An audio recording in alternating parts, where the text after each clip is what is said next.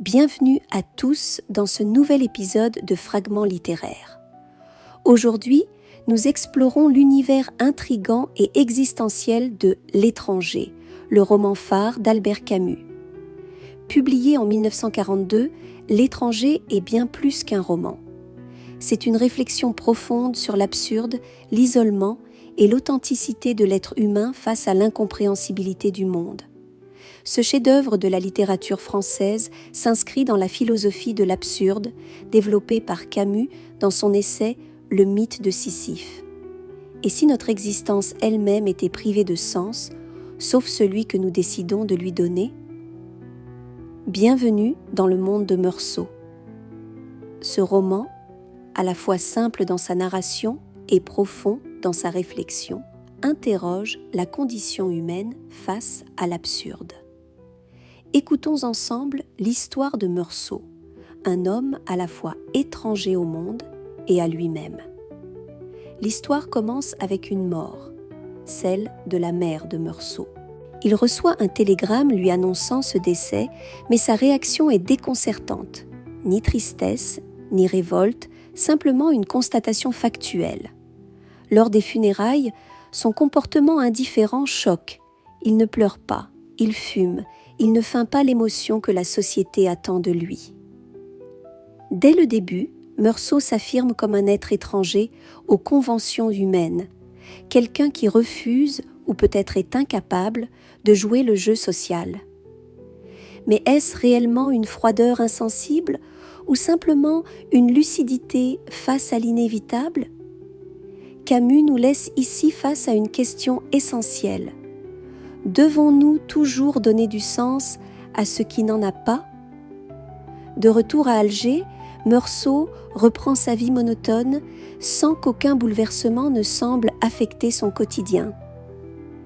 Il retrouve Marie, une ancienne collègue, avec qui il entame une relation légère, presque mécanique. Marie lui propose de se marier et Meursault, fidèle à lui-même, répond qu'il n'a pas d'objection, mais que cela lui est égal. Ce n'est pas qu'il ne l'aime pas, c'est que, pour lui, l'amour est dépourvu de cette importance quasi mystique que la société lui attribue. Il ne ment pas, il ne prétend pas ressentir ce qu'il ne ressent pas. Ce détachement révèle non pas une absence d'émotion, mais une profonde sincérité. Meursault se lie également à Raymond, un voisin au comportement violent et immoral. Ce dernier l'entraîne dans ses histoires troubles, notamment avec une femme qu'il maltraite et manipule. Meursault, par indifférence ou par ennui, accepte de l'aider, sans se poser de questions éthiques.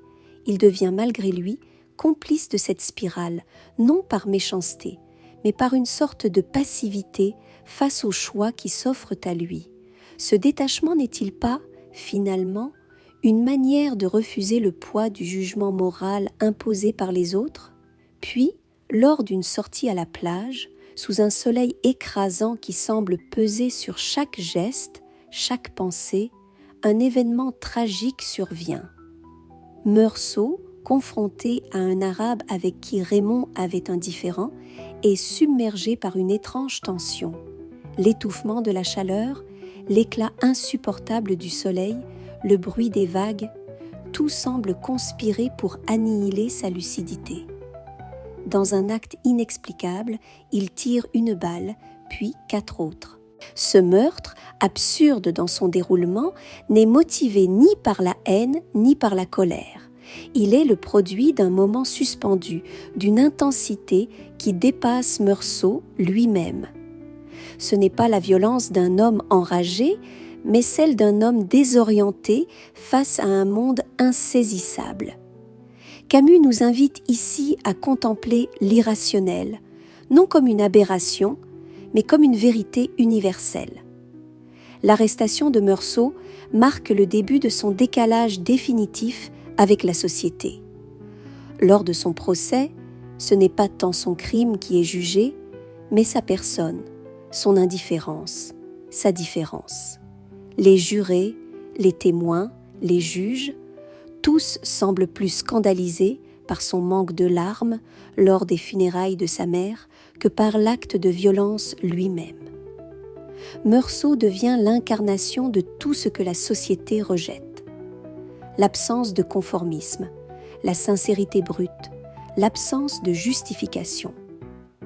Il est étranger non seulement à son propre procès, mais à la logique même du jugement humain.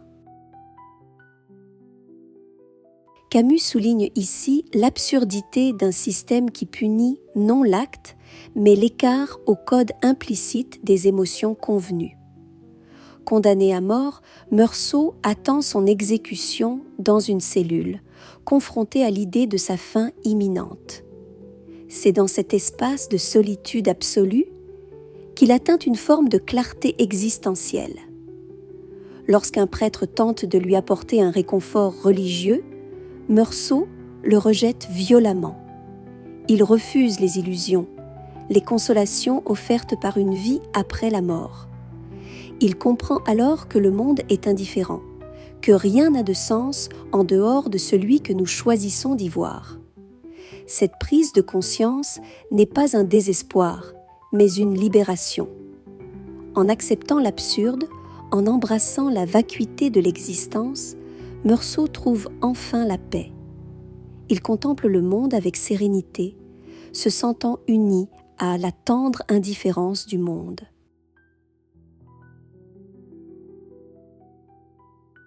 Camus, à travers L'étranger, nous offre une œuvre qui va bien au-delà d'une intrigue. C'est une exploration intime et universelle de l'absurde, de la vérité et de l'authenticité. Meursault, en refusant de se conformer, en choisissant de vivre pleinement dans l'instant, nous invite à questionner nos propres illusions et nos propres chaînes.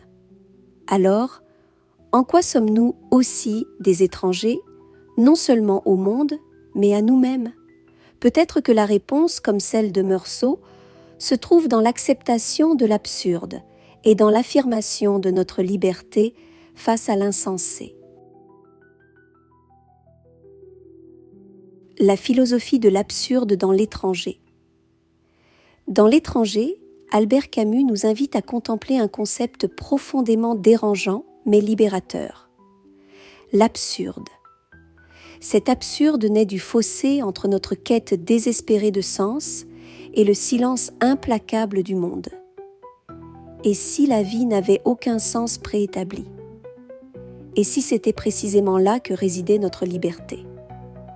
À travers Meursault, Camus peint le portrait d'un homme qui, loin de se révolter contre ce constat, choisit d'accepter cette réalité brute et de vivre en harmonie avec elle. Dès les premières pages, Meursault s'affirme comme un être en marge. Lors des funérailles de sa mère, son comportement dérange par son apparente indifférence. Mais cette indifférence n'est pas un manque de respect ou d'amour, elle est une forme de sincérité radicale. Meursault ne joue pas le rôle que la société attend de lui. Il ne simule pas une douleur qu'il ne ressent pas. Et c'est là une des premières leçons de l'absurde. Refuser de travestir la réalité pour se conformer aux attentes sociales. Par son détachement, Meursault met en lumière le vide des conventions, ces règles implicites que nous suivons souvent sans les questionner. Cette opposition entre la vérité intérieure et le jugement extérieur culmine dans le procès. Ce moment, au cœur du récit, dépasse le simple cadre judiciaire. Ce n'est pas seulement un homme qui est jugé pour un meurtre, mais une existence entière qui est mise sur la balance. La société ne condamne pas Meursault pour son acte, mais pour ce qu'il est, un individu qui ne s'adapte pas aux normes, qui refuse de prétendre. À travers cette confrontation, Camus illustre une vérité troublante. Nous vivons dans un monde qui préfère l'illusion d'un ordre moral à la confrontation avec le chaos de l'existence. Et pourtant, c'est dans sa cellule, face à sa condamnation, que Meursault atteint une compréhension ultime. il rejette les consolations offertes par le prêtre, ses promesses d'un sens caché ou d'une justice divine. Au lieu de cela, il choisit d'accepter la vie telle qu'elle est dans toute son absurdité. Cette acceptation n'est pas un renoncement, c'est un acte de liberté. En embrassant l'idée que la vie est dénuée de sens préétabli, Meursault se libère des illusions et trouve la sérénité dans l'instant présent. Camus nous montre ici que l'absurde n'est pas un mur, mais une porte. Comprendre que le monde est muet, que rien ne nous est dû, c'est s'offrir la possibilité de vivre pleinement, sans chercher de justification extérieure. Meursault, dans son ultime moment de lucidité, regarde le monde avec une tendresse nouvelle. Il accepte son sort non par résignation, mais parce qu'il a compris que l'essentiel n'est pas de chercher un sens à la vie, mais de l'éprouver, de l'habiter avec authenticité. Alors, en quoi cette philosophie nous concerne-t-elle aujourd'hui ? Peut-être dans cette invitation à regarder le monde avec lucidité, à ne pas fuir devant l'absurde, mais à le confronter. Camus nous rappelle que l'absence de sens n'est pas une fin, mais un point de départ pour vivre librement et sans masque. Pour conclure cet épisode, je vous invite à plonger une dernière fois dans l'essence de ce chef-d'œuvre à travers ses citations les plus marquantes. Vous avez été nombreux à me demander de partager quelques extraits mémorables de L'Étranger, et je suis heureuse de répondre à cette attente. Voici donc une sélection des phrases les plus profondes, accompagnées de leur contexte et de leur résonance philosophique. Écoutons ensemble ces fragments de vérité, à la fois simples et bouleversants, qui continuent de défier notre vision du monde. 1. Aujourd'hui, maman est morte, ou peut-être hier, je ne sais pas. Une ouverture saisissante qui reflète l'indifférence de Meursault et donne le ton du roman. 2. J'ai compris que j'avais détruit l'équilibre du jour, le silence exceptionnel d'une plage où j'avais été heureux. Le meurtre ici est décrit non comme un acte intentionnel, mais comme une rupture dans le cours des choses. 3. Rien n'avait d'importance et je savais bien pourquoi.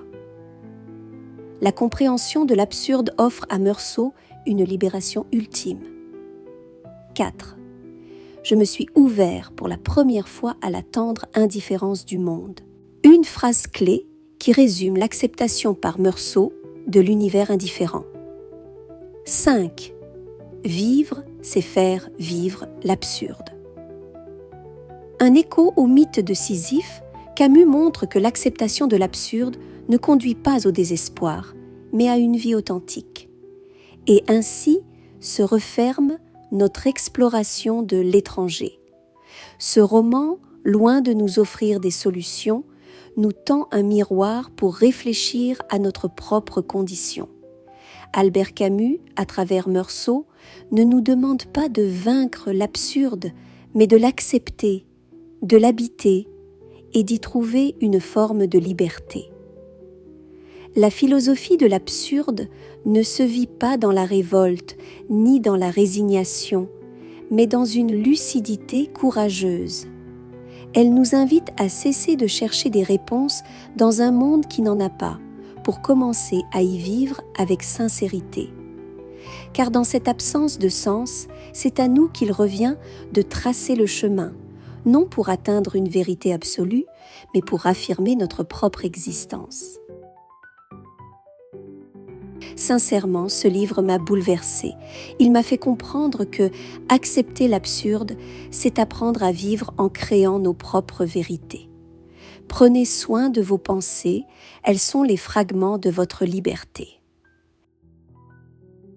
C'était Aurélie L'Huillier dans cet épisode de Fragments littéraires. Merci d'avoir exploré avec moi les profondeurs de l'étranger. N'oubliez pas, l'absurde n'est pas une fin, mais un seuil. C'est le moment où l'homme comprend que le monde ne répondra jamais à ces questions et c'est là qu'il doit choisir, se perdre dans l'illusion ou se trouver dans l'acceptation. À très bientôt pour un nouvel épisode de Fragments littéraires.